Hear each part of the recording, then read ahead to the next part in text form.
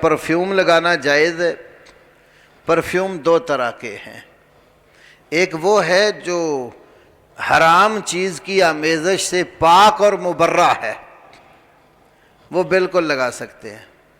ایک پرفیوم وہ ہے جس کے اندر حرام کی آمیزش ہے، الکوہل والے پرفیوم، ان سے اجتناب کریں، کیونکہ حرام چیز کی خریداری بھی حرام ہے۔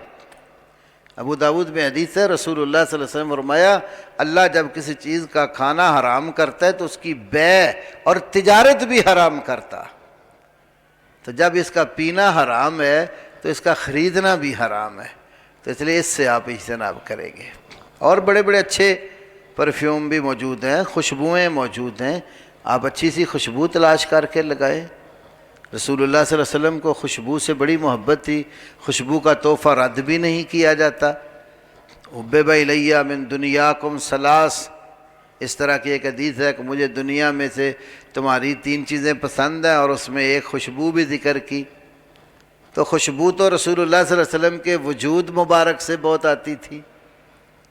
ام سلمہ رضی اللہ عنہا کے بارے میں آتا ہے نا کہ وہ آپ کا پسینہ جو ہے وہ ایک شیشی میں جمع کر رہی تھیں اور وہ اس کو خوشبو کے طور پر استعمال کی۔ تو رسول اللہ کو خوشبو اتنی پسند کہ اللہ نے آپ کا وجود مبارک ہی خوشبو والا بنایا ہے۔ تو لہذا آپ اچھی خوشبو لگائیں، اپنے آپ کو صاف ستھرا رکھیں، خوشبو استعمال کریں، یہ شرعاً بالکل جائز بلکہ مستحب اور محبوب ہے، لیکن حرام سے بچیں۔